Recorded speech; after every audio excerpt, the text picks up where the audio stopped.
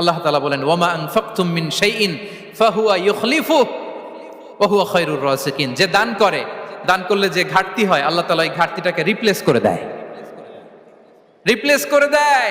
বিষ্ণু ইসা ইসলাম বলেছেন মা নাকাসা মালু আবদিন মিন সাদাকা। চ্যারিটি করলে, দান করলে আল্লাহ তার সম্পদ কখনো কমায় না। প্রতিদিন সকালবেলা দুজন ফেরেশতা নেমে বলতে থাকে আল্লাহুম্মা আ'তি মুনফিকান খালাফা, আল্লাহুম্মা আ'তি মুমসিকান চালাফা।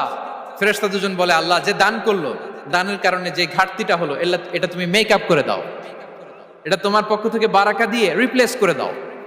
আর যে ধরে রাখলো, কৃপণতা করলো, ওর সম্পদকে আল্লাহ তুমি ধ্বংস করে দাও।